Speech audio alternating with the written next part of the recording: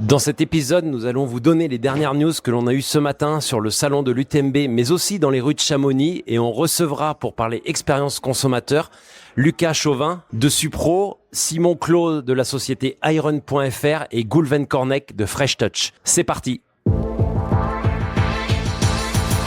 Trail Business Club s'installe à Chamonix pour vous faire vivre les coulisses business du sommet mondial du Trail 2025 avec Iron.fr. Retrouvez-nous pour une émission quotidienne enregistrée depuis la House of Mountain de Iron, leader du running, du trail et de l'outdoor, né de la motivation de passionnés de vouloir rendre accessible à tous les meilleurs équipements, les conseils les plus avisés et les expériences les plus mémorables. Bonne écoute. Bonjour à toutes et à tous, on est en direct depuis Chamonix à la House of Mountain. On a juste derrière nous le fantastique massif des Aiguilles Rouges avec le Brévent à 2525 mètres qu'on voit depuis notre plateau.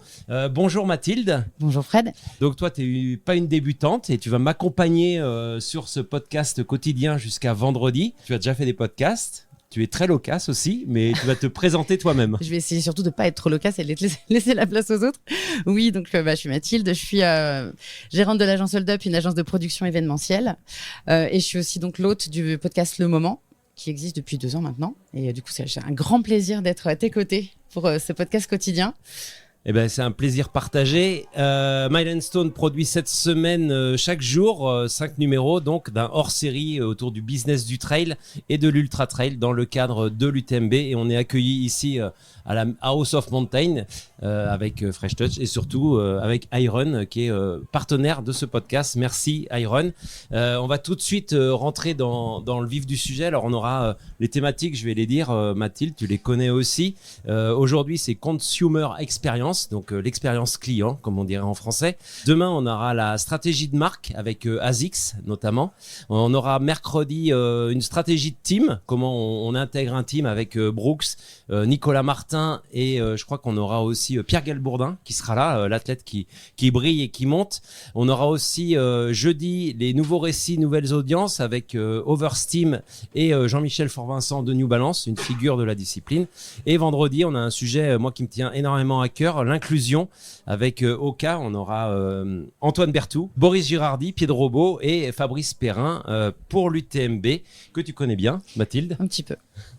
Mais avant de commencer, on va tout de suite revenir sur un petit peu les premiers bruits de couloir qu'on a eu puisque aujourd'hui a commencé la semaine UTMB. Mais Mathilde, ça a commencé avant le week-end déjà. C'est ce que j'allais dire. Elle commence de plus en plus tôt cette semaine. Avant, il se passait pas grand-chose avant le jeudi. Aujourd'hui, même la semaine qui précède, les marques commencent à se rassembler et à rassembler leur communauté. À commencer par Oka.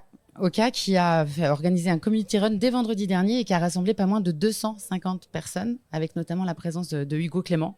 Est-ce qu'il y a un lien de cause à effet? On ne sait pas. Mais en tout cas, gros succès pour Oka. Et donc, du coup, ça va durer toute la semaine comme ça. Peut-être que Goulven nous en parlera s'il y a une relation de cause à effet. Il a peut-être, c'est peut-être lui la cause de ce regroupement de 250 personnes. Donc, effectivement, gros community run, Goulven. Ouais, et il s'est aussi passé des choses chez Nike, apparemment. Alors ouais, le deuxième rendez-vous était chez la plus grosse marque mondiale, 50 milliards de chiffre d'affaires, Nike, qui est rassemblé ses athlètes, puisqu'on avait notamment Caleb Olson, Nienke Brickman, qui était là samedi soir au magasin Sentier et qui ont présenté à la fois le fameux t-shirt révolutionnaire ventilé et puis surtout qui ont annoncé que désormais on ne parlerait plus de Nike Trail mais de SCG. Comme un peu fait une autre marque aux 3 bandes, Adidas, qui parle de T-Rex pour son univers montagne. Et donc, chez Nike, ça sera désormais SCG. Mais c'est un peu une renaissance de SCG qui a déjà existé à une époque. Ça existait toujours, mais c'était un petit peu éteint. Voilà, c'était un peu en sourdine et ça revient fort. Et ensuite, Mathilde, on rentre dans le vif du sujet de cette semaine qui est quand même palpitante et qui est palpitante parce qu'il y a un gros dispositif de communication organisé par l'UTMB. Demain, on reviendra sur le dispositif médiatique autour de tous les gens qui sont accrédités. Mais l'organisation de l'UTMB met un gros dispositif de com. Et qui dit gros dispositif de com dit des gros chiffres, donc attention. Je vais vous citer pas mal de chiffres, mais en gros, aujourd'hui, au sein du TMB, c'est près de 150 personnes qui travaillent sur l'événement dans son ensemble et surtout sur la partie communication, avec 20 personnes dédiées côté UTMB Group, un live qui est drivé par OSL, avec environ 80 personnes. Donc ça inclut les camrunners, les VTTistes, les réalisateurs, les techniciens, les speakers et toutes les équipes qui sont derrière. 5 langues. 5 langues, exactement. Et moi, ça me renvoie à 12 ans en arrière, ça ne nous rajeunit pas, parce qu'on était une trentaine. Il y a T'étais dans le premier dispositif J'étais avec dans un des premiers, Boost Production. Exactement. Et vous étiez très peu. Et c'est vrai que d'ailleurs, je faisais aussi partie des commentateurs. Voilà. Donc, mais c'était hier, on était très jeunes. Donc voilà. Donc ça, c'est la grosse partie technique. Il y a Serac aussi qui, depuis 18 ans, mobilise une vingtaine de personnes. Ça fait 120 heures de vidéos, 12 000 gigas de vidéos produites et des productions de 2 types de contenus sur chaque course et pour à chaque fois produire des contenus pour les courses, mais aussi pour le best-of qu'on attend tous chaque année à la fin de la semaine. Il y a aussi l'agence Zoom avec un peu plus de 10 personnes, 7 photographes jour et nuit sur le terrain et 2 éditrices et des assistants. Ça fait 10 000 photos produites, un tri de 3 500 photos et on atterrit à 600 photos à la fin à disposition des médias. Donc gros travail de shooting, d'archivage, de traitement, etc. Et en bout de chaîne, et pas le moindre en termes d'importance de rôle, l'agence KBLB qui regroupe 6 personnes qui œuvrent eux sur la partie réseaux sociaux. Donc ils font en sorte que les gens viennent à la fois sur le site et sur les réseaux sociaux du TMB pour faire du trafic, de l'audience et de la visibilité pour l'événement et les marques partenaires bien entendu et toutes les marques qui participent à l'événement. Donc c'est vraiment du gros dispositif qui fait que grandir avec le succès de la course et la rayonnance de la course. Et pour préciser des petits rôles, hein, il y a des gens qui ont des petits rôles qu'on appelle les assistants, mais qui ont l'important. C'est qu'aujourd'hui, pour gagner du temps, en fait, il y a des gens qui ramènent exclusivement les cartes SD des appareils photo à la production pour qu'ils puissent traiter les photos instantanément et les mettre à la disposition pour que eux, les photographes, puissent rester sur le terrain. Exactement. Et sur le terrain, il y a encore un nombre d'accrédités qui a explosé cette année. On en parlera demain sur le nombre d'accrédités. Exactement. Et donc Fred, tu as été te promener dans les couloirs, dans les allées du village et tu nous as capté quelques petites informations. Ouais, je suis déjà monté hier matin voir un peu le salon qui était en pleine construction. Il y avait des scies circulaires, il y avait des chariots, des Fenwick un peu partout. Et aujourd'hui, le salon a ouvert un petit peu avant 10h avec d'ailleurs en même temps qu'il ouvrait la commission de sécurité qui faisait le tour. Grosse affluence dès le début. 125 exposants cette année, dont 10 organisateurs de courses. Alors pour vous donner des chiffres, un stand ça coûte 3100 €, c'est le plus petit, ça fait 6 mètres carrés. Les plus grands stands sont de 30 mètres carrés, tout cumulé. Un exposant ne peut disposer maximum que de 43 mètres carrés, mais 43 mètres carrés, il est obligé de les avoir en 2 stands, un de 30 et un de 13. Et justement, on a demandé à 2 marques qui nous ont ouvert leurs portes hier quand je suis passé dans les salons. C'est la marque Wise avec Guillaume Bocas et la marque Innovate avec Manu Fedon. Quel était aujourd'hui le coût d'une semaine à l'UTMB, tout compris, sur un salon, les activations, l'hébergement, le transport et tout. Et aussi Manu Fedon qui lui a une grosse expérience internationale puisqu'il a été directeur commercial chez ASICS et chez On avant d'être chez Innovate. Donc je vous propose tout de suite d'écouter les retours de Guillaume Bocas et Manu Fedon. Alors salut Fred, bon, du coup cette année ce qu'on a choisi de faire c'était d'avoir 2 endroits, une présence sur le salon, sur le village Ultra Trail qui a plutôt une vocation à montrer la marque à des gens qui nous connaissent pas, mais aussi faire des ventes. Ça va être une semaine assez importante en termes de chiffre d'affaires pour nous et on avait la frustration l'année dernière de pas avoir de lieu pour activer, pour pouvoir réunir toutes les communautés qui venaient des 4 coins du monde pour nous rencontrer. Et donc cette année, on a choisi d'avoir un deuxième endroit. Donc on a notre propre chalet sur lequel on organise des runs. On a quasiment 3 runs par jour, toute la semaine, des conférences, des podcasts qu'on enregistrera sur place. Et donc c'est un lieu où il va y avoir à la fois de l'émulation autour de la marque, mais aussi l'occasion de réunir nos partenaires B2B et les partenaires presse, médias. Pour nous en fait ce qui est exceptionnel sur cette semaine c'est qu'il y a vraiment toute l'industrie qui se réunit. On a des partenaires en un seul endroit au même moment et donc on a des partenaires des 4 coins du monde qui vont venir, donc il faut absolument qu'on profite de cette occasion pour les voir. Alors, tu souhaites pas donner de chiffres sur combien coûte une semaine UTMB. Alors, à l'inverse, est-ce qu'aujourd'hui, être ici, c'est rentable? Alors, je pense pas qu'on soit qu'on puisse dire qu'on soit vraiment rentable. Par contre, ça reste des semaines qui sont extrêmement intéressantes. Alors, en termes de chiffre d'affaires pur, ça va être, je pense qu'on couvre les déplacements et on arrive à faire une opération qui est pas à perte. Mais en fait, ce qui est surtout intéressant, c'est qu'on va construire le business pour l'année suivante. Que ce soit par les communautés qu'on va rencontrer. On a vu que l'année dernière, notre présence nous avait ouvert des portes en Corée, aux États-Unis, au Japon, et donc c'est surtout ça qu'on voit.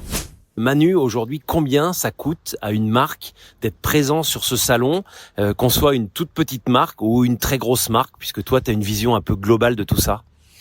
Alors, une petite marque aujourd'hui qui veut venir ici faire son premier test doit pouvoir s'en sortir avec 10 000 euros, je pense, location de stand, d'avenue, l'hôtel, etc. Et après, plus on va vouloir prendre grand, une marque moyenne, ça va être entre 40 50 000 euros, je pense, avec des activations. Et après, les grosses marques qui veulent faire des grosses activations, des grosses réservations avec gros hôtels, etc., on peut vite monter à 100 000 et plus, oui, facilement. Ouais. C'est quoi les postes les plus coûteux sur une semaine UTMB? Waouh, c'est difficile à dire ça. Il y a le stand qui est forcément impactant. Ça peut être plus d'un quart du budget. Les activations, l'hébergement. L'hébergement, ça coûte cher. Tout ce qui est hébergement, voyage, et après les activations. Hein. Si on veut avoir un journaliste, si on veut aussi, il faut payer des licences pour les droits. Et pour les images, ça coûte cher aussi. Donc quand on met tout bout à bout, ça fait un bout. Ouais, c'est pas mal. Et dernière question, est-ce que c'est rentable? Alors ça, on peut jamais dire est-ce que c'est rentable ou pas. On essaye de faire de l'image, d'être connu. Ici, on touche, on va dire, les médias du monde entier. Donc c'est l'avantage de l'UTMB, c'est qu'on peut parler au monde entier via les médias si on arrive à les connaître un petit peu avec une agence ou pas. Si on a un peu d'expérience, si on connaît personne, est-ce que ça vaut le goût d'être là? Je suis pas sûr. Retour ici à la House of Mountain avec Iron.fr. Merci Simon, puisque tu représentes la société Iron.fr. Simon Clos fait partie de nos 3 invités du jour avec Lucas Chauvin, alias Suprao. Ouais, Suprao. Et puis un peu le taulier aussi de l'endroit. Il va nous raconter comment c'est arrivé. Lui qui arrive d'ailleurs tout juste, il a failli avoir un blâme parce qu'il avait un objectif, c'est d'être là avant 15h et de faire un meilleur temps que moi il y a 5 ans. Donc les 2 missions sont réussies. Bravo Goulven Cornec, cofondateur et représentant aujourd'hui du coup de Fresh Touch. Alors messieurs, bonjour et merci d'être là. On va parler expérience consommateur, consumer experience comme on dirait en anglais. On va commencer par Simon. Est-ce que tu peux te présenter pour les gens qui te connaissent pas? Oui, bonjour à tous. Du coup, Simon Clos, je suis en charge de la partie événementielle pour Iron. Et du coup, chaque année, on est présent sur cet événement emblématique et depuis des années, puisqu'on était avant partenaire et désormais, on est toujours présent avec ce type d'activation comme House of Mountain qui nous représente bien puisqu'on essaye d'être présent et d'être visible sur Chamonix sans être partenaire et en ayant vraiment un ancrage assez fort dans la vallée puisqu'on est très attendu quand même en tant que distributeur, notamment via les marques partenaires qu'on distribue. Donc on est ultra content d'avoir ce lieu et d'avoir pu monter cette édition et surtout de pouvoir le faire vivre pendant 3 mois. C'est quelque chose d'assez assez historique et assez incroyable qu'on a pu mettre en place ensemble avec Fresh Touch et aussi avec Lucas dessus. On va y revenir sur le projet global. Juste, Lucas, je vais passer d'abord la parole à Goulven. Goulven, si tu peux te présenter, même si on te connaît un petit peu sur les réseaux sociaux, et après on expliquera pourquoi je t'ai passé la parole en deuxième. Je suis le cofondateur de Fresh Touch, qui est une agence de gestion de talents et d'athlètes. Nous agissons sur les professionnels de santé, sur les sportifs de haut niveau spécialisés outdoor et sur les entrepreneurs connus. Donc du coup, on existe depuis 2016, on est installé à Toulouse, potentiellement bientôt à la montagne. La petite info... on aimerait bien, dans quelques années, potentiellement être autour d'un petit lac qui a la montagne et qui réunit pas mal de marques. Donc voilà. Et on manage aujourd'hui une centaine de talents et athlètes et l'objectif sera d'aller à l'international l'année prochaine avec le recrutement de 40 à 50 athlètes supplémentaires sur la partie trail uniquement. Lucas, Yes. C'est rentré dans le projet, ce projet un petit peu fou. On y reviendra comment un matin, j'imagine, on se dit tiens, on va faire un truc à Chamonix. C'est quoi ton rôle, toi, dans ce dispositif entre Iron et Fresh Touch? Alors moi je m'appelle du coup Suprao, je peins depuis que je suis tout petit et j'ai lancé mon projet il y a à peu près 5 ans et j'ai rencontré Alexis de Iron en début d'année et tout est allé super vite quoi. Il accrochait de ouf le projet et il m'a appelé un jour, il m'a dit ouais tu veux venir bosser à Chamonix et tout. Et j'ai dit oui direct quoi. Et on y allait à fond. Alors, je rappelle aussi, on peut te suivre sur Instagram, 130 000 followers, ce qui est pas rien, donc t'es quand même aussi C'est pas mal ouais. très suivi. Et c'est vrai que c'est en fait tous les petits bonhommes qu'on voit ici, si on vient à la House of Mountain, et c'est toute cette charte graphique, on va dire, que tu as déclinée autour de l'illustration. Goulven, parce que je sais que c'est toi qui est un petit peu à l'origine de cette idée folle. Comment on se lève un matin et on se dit finalement tiens on va faire un truc à Lem, puisqu'on est à Lem pour ceux qui connaissent, une célèbre brasserie de Chamonix qui était fermée depuis un petit moment, puisque ici dans quelques mois, peut-être un an, un peu plus, il y aura un hôtel. Alors ça c'est un autre problématique, un autre sujet à Chamonix, mais comment on fait, qu'est-ce qui t'a pris ce jour-là? En gros, moi je travaille avec le groupe Best Mont Blanc qui représente plusieurs hôtels autant à Annecy qu'à Chamonix et un peu partout dans les Alpes. Et il se trouvait qu'on voulait faire quelque chose à Chamonix, potentiellement aussi continuer nos relations avec Iron. C'était un gros objectif de début d'année. Et quand j'en parle à la direction du Best Mont Blanc, ils me disent bah écoute, nous on a un lieu qui est fermé, mais il faut que je vois avec ma direction si ce lieu il peut être loué parce que c'est fermé, c'est à vocation d'être détruit. Je dis bah vas-y go. Là j'appelle Iron tout de suite puisque on travaille ensemble. En fait Iron, pour la petite histoire, c'est les tout premiers à avoir fait confiance à Fresh Touch sur tout le domaine de l'outdoor. Donc du coup les relations vont bien plus loin qu'un simple relation client à partenaire ou autre. C'est vraiment des projets, des concepts qu'on imagine maintenant ensemble. Et Iron, je pense qu'ils sont tout aussi barrés que moi dans tous les cas. Et donc du coup, moi j'avais proposé de faire à la base que le marathon du Mont Blanc et UTMB. Et là je vais pas m'octroyer la gloire. Simon m'a dit mais attends, pourquoi on reste pas 3 mois? Je fais why not? Allons-y. Donc voilà, on a repris contact avec le groupe Best Mont Blanc et ils ont accepté. À toi, voilà. Ben, c'est sûr que tant qu'à y être, quitte à agencer un lieu aussi grand et aussi prenant, parce que c'est quand même beaucoup d'investissements, que ce soit matériel, financier et aussi humain, parce qu'on est quand même une grosse équipe là sur l'UTMB. Ben, on s'est dit autant profiter de tous ces temps forts et de créer un vrai lieu de rassemblement pour tous les passionnés de sport outdoor. Et c'est vrai qu'on connaissait pas un lieu de ce type. On s'est dit ben il s'y prête tellement et il faut qu'on le fasse à 100%. Donc ça s'est ajouté parmi tous les projets qu'on a au cours de l'année, mais en tout cas on a connecté ensemble et c'est vrai que c'était hyper prenant, c'est un projet passionnant et donc hyper heureux d'avoir réalisé ça ensemble. Ouais. On a découvert tout l'envers du décor par contre de Chamonix, les autorisations à mairie pour faire de la publicité, tout l'envers du décor. Bienvenue. Mais au final, on a été accompagné par le club des sports aussi de Chamonix et ça a plutôt été super bien accueilli par la mairie, donc on est quand même content. Oui, et puis l'idée aussi d'avoir un lieu de vie et pas seulement de branding quoi. On n'est pas si visible que ça au final de l'extérieur et c'est pas le but. Il y a aussi tout le côté artistique qui a fait que tout le monde a accroché à ce projet. Donc c'était quand même une réussite au niveau global. Ouais. Et l'objectif principal pour vous deux, parce qu'on est quand même face à un pur player de la vente en ligne et une agence de talent, l'objectif d'avoir un lieu comme celui-là, au-delà de créer un lieu de vie ou autre, c'est quoi? À part le grain de folie aussi. Hein. Ben après, c'est très complémentaire, c'est-à-dire que nous, on collabore avec beaucoup de marques équipementiers, des marques de nutrition, des marques d'électronique. Et l'idée, c'était aussi d'associer la partie athlète, influence, et pour amplifier le lieu et pour créer une nouvelle dynamique à cet espace. Et du coup, on a vraiment un lieu à la fois d'échange, mais aussi de testing. Les coureurs qui veulent essayer les nouveautés du marché peuvent venir tester 1 heure et ramener les meilleures chaussures qu'il y a actuellement sur le marché.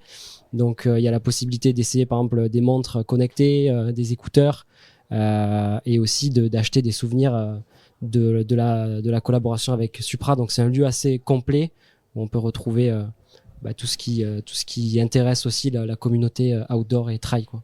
Lucas, le jour où l'un des deux ou les deux t'appellent en même temps, ils te disent quoi et tu réagis comment?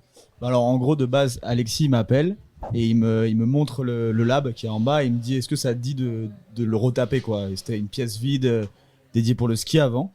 Moi je dis oui direct. Enfin, dès que j'ai entendu Chamonix et Lem, j'ai dit oui direct. Parce qu'en gros, nous on s'était jamais positionné dans des projets en rapport avec l'outdoor ou le trail.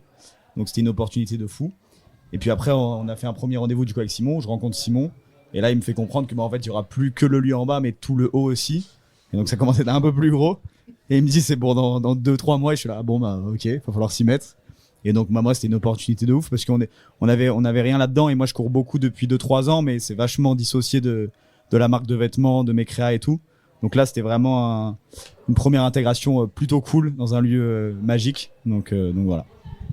Goulven, quand on se lance dans un projet comme ça, forcément, j'imagine que quand tu as le go, tu sais absolument pas combien ça va coûter. C'est une petite folie, quoi. Aujourd'hui, c'est quoi le coût d'une opération comme ça qui a commencé, qui a été inaugurée? J'étais là au mois de juin, avant le marathon du Mont Blanc. Vous avez commencé le 14 juin et vous mettez fin à l'opération le 1er septembre, d'ailleurs, le jour où le tunnel du Mont Blanc fermera jusqu'au 10 décembre à peu près. Au début, je me rappelle, je vais voir mon associé. Je lui dis, on a un petit projet avec Iron parce que j'osais pas trop lui parler de la grosseur du lieu en fait, parce que mon associé c'est vraiment la calculette de l'agence, etc. Le tableau Excel des fois. Tableau Excel, ouais, je l'appelle souvent le tableau Excel. Et je lui dis il va me falloir peut-être 50-60 000 balles pour faire ça. Et au final, je crois que je l'ai dépassé la première semaine. Du coup, je suis revenu le voir pour lui demander exactement la même somme, la même somme la deuxième semaine. Et là maintenant, ça se chiffre en centaines de milliers d'euros, mais pas que le lieu en lui-même. Nous, on a tous les logements des talents, le logement des athlètes, le staff sur place. Là, typiquement, pendant l'UTMB, on a une dizaine de personnes qui viennent travailler toute la semaine et qui ont commencé à arriver mercredi dernier. Pendant le marathon du Mont Blanc, on avait un peu moins de personnes, mais en tout cas, du coup, branle-bas de combat, on te dit 2 mois avant, tu vas être au marathon du Mont Blanc, ce qui n'était pas du tout prévu à la base, mais ce qui a au final créé une belle histoire. Et ça se chiffre en centaines de milliers d'euros. On fera les calculs un peu après, mais on a dépassé un tout petit peu les 250 ou 280 000 euros, je pense, à la louche, à 50-60 000 euros près d'investissement global sur Chamonix, plus en staff, plus en tout. Là, typiquement, les cocktails, ça coûte cher tous les soirs. Bon, et là, c'est sans prendre en compte aussi la participation de Iron. Alors toi, Simon, t'es pas forcément habilité à donner des chiffres, donc on va pas te titiller là-dessus. Mais c'est vrai que le budget est au-delà de ce que tu annonces toi, puisque ça, c'est votre partie à Fresh Touch. Ouais, et puis c'est pas que la partie house, attention. C'est nous, là, typiquement, sur Chamonix, on a un chalet, on a 4 appartements, on a des places à la Folie Douce, des places au Prieuré. Donc déjà, ne serait-ce que le chalet, que le logement, c'est une enveloppe de 50 000 euros pour loger l'équipe et les talents qui sont pas venus au travers des marques. Rien que les cocktails tous les soirs, c'est plusieurs dizaines de milliers d'euros avec 2 chefs cuisiniers, un DJ, toute la nourriture, puisqu'on a voulu travailler aussi uniquement, et ça c'était un accord avec Iron qu'on s'était donné, c'était de travailler qu'avec des produits du terroir. Donc du coup tous les produits viennent de Haute-Savoie. Alors pas les tomates cerises, désolé, j'ai pas trouvé de tomates cerises en Haute-Savoie, mais j'en ai dans mon jardin. Ouais, mais en plus tu me l'as dit trop tard. J'avais déjà réservé. Mais on a travaillé vraiment sur des produits du terroir et ça coûte peut-être un peu plus cher parce que tu rémunères au juste prix. Donc forcément. Alors justement, ça a été quoi l'accueil des commerçants ici, de voir une agence de talent, un pur player du monde du trail et du monde du sport outdoor arriver et investir ce lieu? Ça a été un accueil chaleureux, positif, réticent, avec on sait que les chamoniards, c'est pas toujours facile à gérer quand on a des gens de l'extérieur. Ça a été comment? Honnêtement, on a été quand même très bien accueillis, que ce soit par toutes les institutions et l'avantage aussi, c'est qu'on n'est pas arrivé non plus avec les gros moyens en disant c'est nous, on s'installe, on fait un gros shop et on va vendre. C'est pas du tout le but du lieu.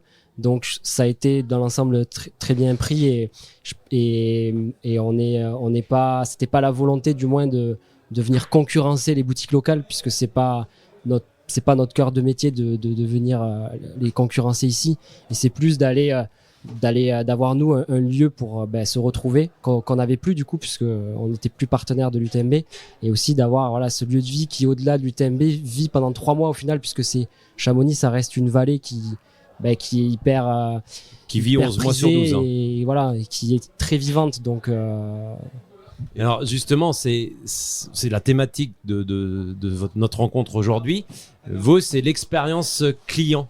Donc aujourd'hui, qu'est-ce que vous proposez en expérience client, justement, puisque vous vendez pas forcément de produits, quelques t-shirts de Lucas, de Supro. L'expérience client, elle est quoi au quotidien, si on veut venir les autres jours de la semaine?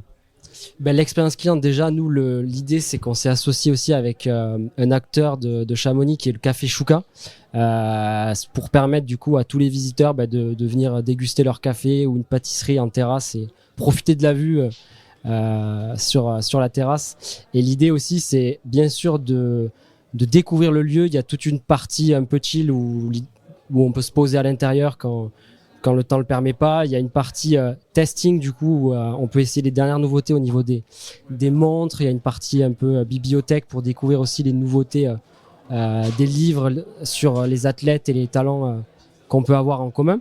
Et toute une partie un peu plus artistique avec Lucas qui a décoré du coup ce lieu, et la collection qu'on a développée ensemble aussi, qu'on peut à la fois acheter ici et aussi sur notre site internet. Donc il y a une expérience assez globale dans le lieu qui se cumule, quoi. Lucas qui était à l'œuvre ce matin, qui a décoré ici avec magnifique fresque avec les 4 lettres magiques UTMB. Goulven, toi t'es à l'aise sur les chiffres, sur aujourd'hui, est-ce qu'un tel investissement est rentable, et est-ce que vous mesurez déjà les retours sur investissement? Au point de vue de l'agence, on n'a pas les mêmes objectifs qu'Iron, donc c'est ça qui est hyper complémentaire. Nous, l'objectif, c'était de mettre les athlètes en valeur. On voulait mettre les athlètes de la montagne en valeur, et rien que pour ça, moi je le refais demain. Pourquoi ? Parce qu'on a pu faire des conférences, on a pu faire des rencontres, des runs communautaires, on a pu faire, il y avait du yoga dimanche sur la terrasse, et qui est hyper complémentaire avec la pratique du trail au final. On aura des massages qui seront dimanche. On met nos talents et nos athlètes à l'œuvre pour rencontrer finalement les pratiquants de l'outdoor, du trail, de la montagne, parce que j'ai une hantise, c'est que le sport devienne trop élitiste et qu'il y ait une fracture qui se crée entre les amateurs et les professionnels, alors que c'est ensemble qu'on construit. Et c'est pour ça qu'on a toujours voulu mettre des talents amateurs en connexion avec des sportifs professionnels, et ce lieu il sert à ça. Et on va plus loin pendant la semaine de Chamonix à l'UTMB. En fait, c'est de connecter tout l'environnement de l'outdoor et d'être en fait les acteurs avec Iron. Vous n'avez pas l'habitude de vous parler, parlez-vous autour d'une même terrasse, sur une même terrasse, parler d'artistique, parler de business, parler d'évolution du trail, parler d'évolution de la vallée, parler de glaciers qui fondent malheureusement. Parler, échanger, et c'est pour moi, rien que pour ça, c'est réussi. Est-ce qu'on a des retours sur investissement concrets ? Forcément, il y a des marques qui ont été partenaires pendant ces 3 mois, heureusement, parce qu'elles nous ont aidés à limiter l'investissement côté agence. Est-ce que c'est rentable à 100% ? Si on parle pragmatisme d'un tableau Excel, non, mais je pense que sur du long terme, ça le sera énormément, parce que grâce à ça, on a des dizaines et dizaines de rendez-vous qui sont calés toute la semaine. C'est ça. Et vous pensez que vous avez ouvert une brèche sur un format un peu différent ? Je pense que l'année prochaine, ça risque d'être la guerre des house.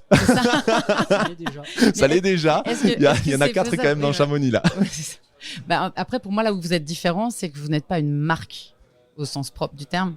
Et du coup, pour moi, c'est aussi une des différences du lieu. C'est qu'on n'est pas, on parlait de Nike ou d'autres, on n'est pas dans une marque, du coup, vous êtes hyper transversaux, on est d'accord ? Donc, ça va faire des petits, d'autres, vous avez déjà entendu parler de choses, on vous a sollicité pour des projets pour l'année prochaine en disant est-ce qu'on peut se greffer, nous, l'année prochaine, de manière durable ? Je crois que Simon, on peut répondre tous les deux à ça. En fait, on a une personne sur 2 qui nous dit où vous serez l'année prochaine. On leur dit, on vous réserve la surprise. Mais en fait, on n'en sait que dalle pour le moment. C'est une excellente réponse. Et ben, il faut pas qu'ils écoutent ce podcast, sinon ils vont arrêter de poser la question. D'ailleurs, si vous connaissez un lieu, On va s'en occuper, on en reparle. Mais donc, ouais, donc pour l'expérience consommateur, on est d'accord que c'est un vrai plus. C'est pas juste. Alors, j'ai grand respect pour le village des marques qui est très très important. Ça permet à des grandes et à des petites marques d'être visibles. Mais c'est clair que ça permet de vivre autre chose que le produit et autre chose que la course à proprement parler. Bah, c'était l'idée. Le lieu n'est pas brandé marque en soi. Oui, il y a nos logos, c'est normal parce qu'on a quand même un peu investi dedans. Mais c'était pas le but de mettre des énormes oriflammes. Dans tous les cas, on n'aurait pas eu le droit. Mais c'était pas le but de tourner trop marque, mais plutôt expérience. Et Lucas nous a beaucoup aidé sur l'expérience avec le petit Will là qui se balade partout là. Alors justement, au niveau retour de ces consommateurs qui viennent ici, moi j'étais là ce matin assez tôt après le départ de la PTL. Il y avait un run Salomon qui partait d'ici. Les retours, c'est quoi? C'est à la fois un lieu de départ, mais finalement quand on revient, on profite aussi du lieu pour ce que disait Goulven. Moi je suis venu au mois de juin, c'est vrai que ce que tu dis, il y avait Mathis Dumas qui est aujourd'hui très connu puisque c'est le guide qui a emmené Inoxtag au sommet de l'Everest. Donc il y a cette rencontre entre les gens qui grimpent, les gens qui font de l'alpinisme, les skieurs, et vous avez réussi à créer ça. Et aujourd'hui, vous voyez des consommateurs qui rencontrent des gens qu'ils n'auraient jamais rencontrés ailleurs. Ben, tout à fait. Après, l'avantage du lieu, c'est que comme l'expérience elle est au-delà du test, par exemple, il y a aussi une fois qu'ils ont couru, ils vont passer sur un espace, on n'en a pas parlé, mais on a développé tout un espace récup pour gratuitement en fait pour les athlètes ou même tous les visiteurs du lieu, avec des bottes de presso, des bains froids, et c'est quelque chose pareil qui normalement n'est pas accessible gratuitement, et c'est ce qu'on a voulu faire, c'est le rendre accessible. Donc au-delà des testings, il y a aussi ce côté je viens récupérer après ma course, je viens profiter d'un café, débriefer de ma sortie. Et du coup, on a des visiteurs qui restent au final longtemps dans le lieu. Et c'est ce qu'on voulait, c'est garder le monde le plus longtemps possible, en tout cas sur chaque journée, quoi. Alors l'expérience client, on l'a souvent en magasin où les marques qui sont partenaires, que vous revendez, ASICS, à Salomon et d'autres, en fait font des testings en magasin. Est-ce que en fait ce que vous proposez n'existait pas et que vous apportez une réponse ou une nouvelle offre en fait? Alors la volonté aussi du lieu, c'était d'avoir un lieu multimarque et pas uniquement ciblé sur une seule marque. Donc on parlait du lab là, du ski room tout à l'heure, mais l'idée c'est qu'on a récupéré les anciens racks en fait de chaussures de ski et on les a transformés en racks multimarques avec la possibilité du coup de tester toutes les nouveautés des plus grandes marques. Et ça se faisait pas. Donc la personne qui hésite entre plusieurs marques, chez nous elle peut venir tester et se faire son avis et au final repartir avec celle qui le convient le mieux. Lucas, Supro, t'arrives à illustrer ça? C'est compliqué ou pas?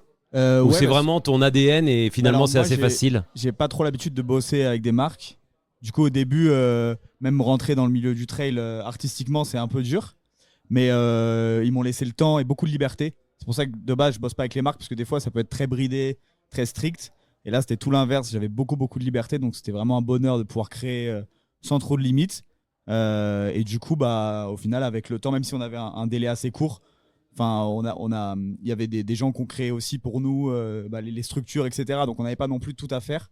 Donc ça a été un travail d'équipe sur la longue et franchement ça s'est super bien passé. Puis Iron ont aussi des superbes idées pertinentes, donc c'était vraiment un échange à la longue et le rendu, on en est super content, même si j'avais énormément de mal à me projeter sur les plans, sur vraiment trouver des idées pertinentes avant de voir le lieu fait, quoi. Ça ressemble pas du tout à au mock-up, au montage et tout. Donc quand on est venu tout début juin construire le lieu, le fabriquer vraiment, là ça a pris une autre dimension et quand on a vu les gens venir vivre du coup dans ce lieu et juste y passer une tête, ça a tout changé, quoi.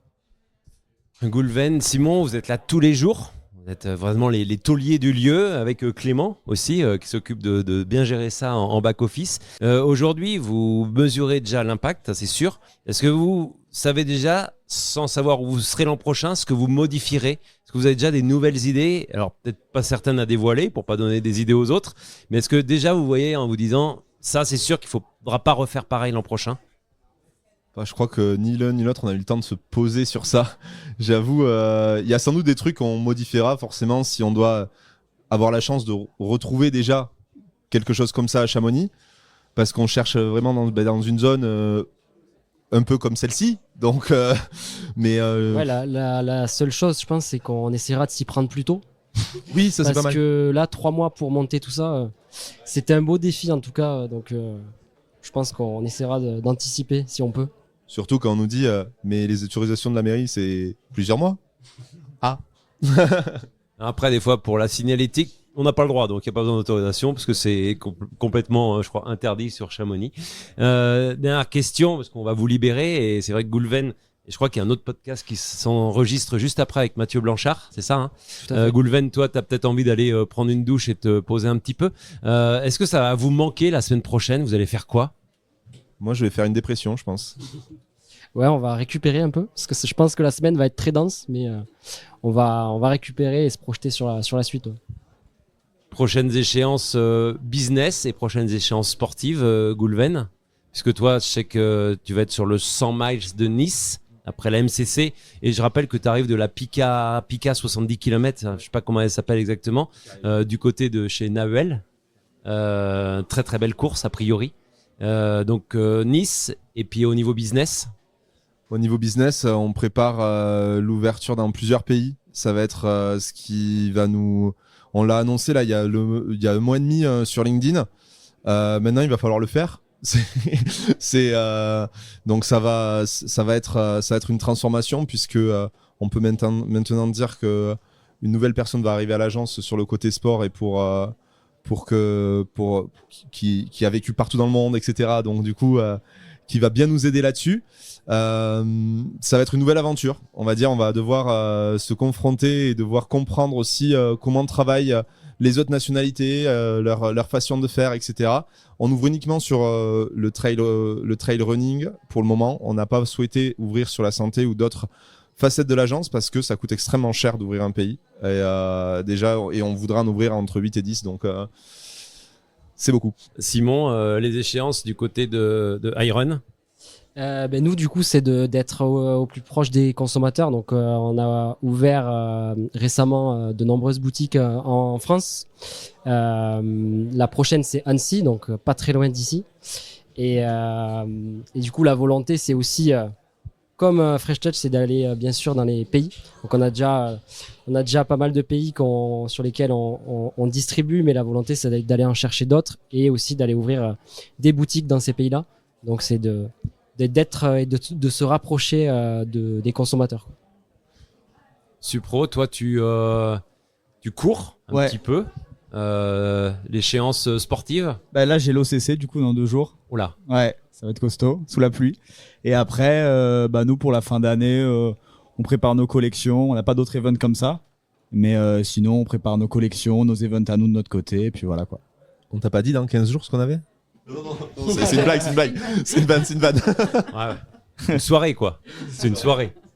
Merci, messieurs. Merci, Mathilde, de m'avoir accompagné pour ce premier épisode. On se retrouve demain avec Azix et Eddy Ferry et sans doute un invité surprise qui accompagnera le directeur marketing de Azix. Merci, Goulven, de nous accueillir chez toi.